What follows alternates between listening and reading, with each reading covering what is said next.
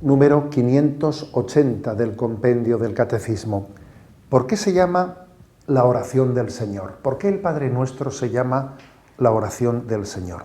Al Padre Nuestro se le llama oración dominical, es decir, la oración del Señor, porque nos la enseñó el mismo Jesús nuestro Señor. Bueno, la palabra oración dominical a alguno le podría llevar a confusión, en el sentido de que es una oración del domingo y no del lunes o del martes. Obviamente no se refiere a eso. Dominical viene de dominus, entonces quiere decir que es la oración del Señor. Obviamente se reza todos los días, pero dominical aquí en este caso no se refiere al día de la semana, sino a la etimología del término dominus. Es la oración del Señor porque Él nos la ha enseñado. Bien, ¿qué sentido tiene, a qué se refiere en toda la profundidad de ser del Señor? Por una parte,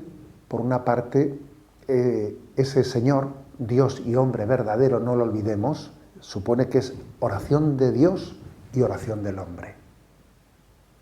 Porque ese Señor es el Dios encarnado.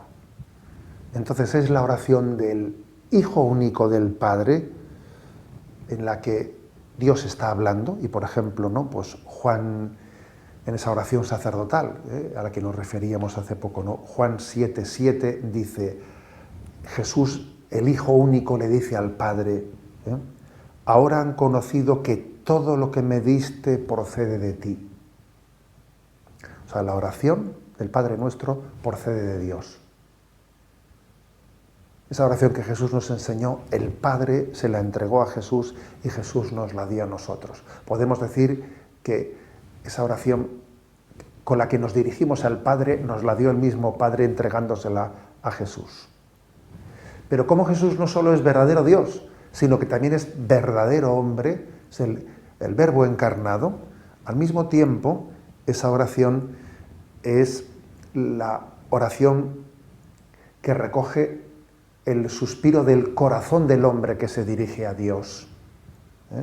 Es la que expresa las necesidades de la humanidad que se dirige a Dios. O sea, tiene ese aspecto descendente, Dios nos la entrega, pero el aspecto ascendente también de que Jesús, verdadero hombre, está recogiendo todas las aspiraciones y los anhelos del corazón del hombre para dirigirlo a Dios. Es la expresión del suspiro de la humanidad. Que es una oración en la que se integran ambas cosas.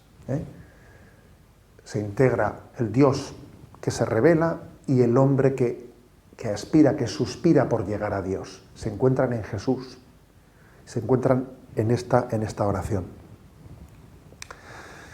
Bien, dicho esto, obviamente esa oración nosotros no la entendemos desligada del contexto del resto de toda la revelación, ¿no? De hecho, fijaros, si uno desliga esa oración del resto de la oración puede hacer una interpretación equivocada. Acordaros, por ejemplo, cómo Jesús habla contra la oración mecánica.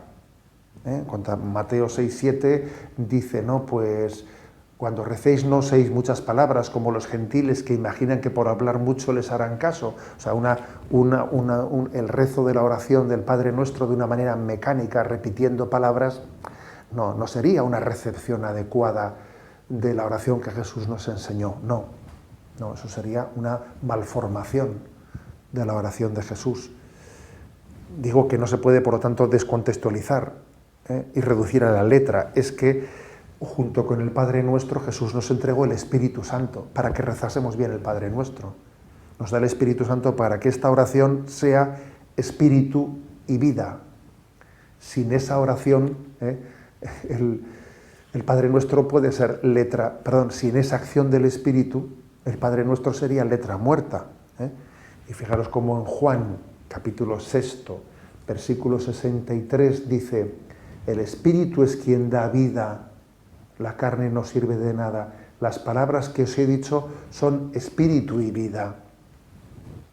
O sea, Jesús junto con el Padre Nuestro nos entrega su espíritu para que esa oración sea espíritu y vida y no sea meramente una oración mecánica, ¿no? Entonces, pues, un texto impresionante, ¿no? Que os comparto. Gálatas, capítulo 4, versículo 6. Como sois hijos, Dios envió a nuestros corazones el Espíritu de su Hijo, que clama, Abba, Padre. O sea, Dios nos da el Espíritu Santo para que podamos orar y clamar, Abba, Padre, y entonces decir, Padre nuestro que estás en el cielo. O sea, lejos de hacer del Padre nuestro una mera oración mecánica, de lo que se trata es de recibir el Padre nuestro, recibirlo, pero recibiendo al mismo tiempo el Espíritu Santo, para que descubramos cómo Él ha suscitado en nosotros un deseo de clamar a Dios, llamándole Abba, Padre. Y entonces el Padre nuestro viene en ese momento como la respuesta a cómo encarrilar, cómo dar cauce, cómo dar cauce a ese hambre y sed del Espíritu Santo, a ese hambre y sed del Padre que el Espíritu Santo ha suscitado en nosotros, ¿no? Como veis, por lo tanto, no se trata de una oración desligada del resto de la revelación. La oración del Padre Nuestro interpreta nuestros deseos ante Dios.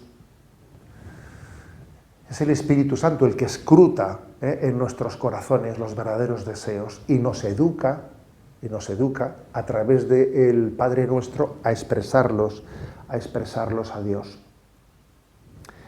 La oración del Padre Nuestro al mismo tiempo nos inserta, ¿no?, en ese misterio trinitario, en la relación del Padre, del Hijo y del Espíritu. Y por ello, en ese sentido, podemos decir que está en el centro, en el corazón de la revelación de Dios a la humanidad.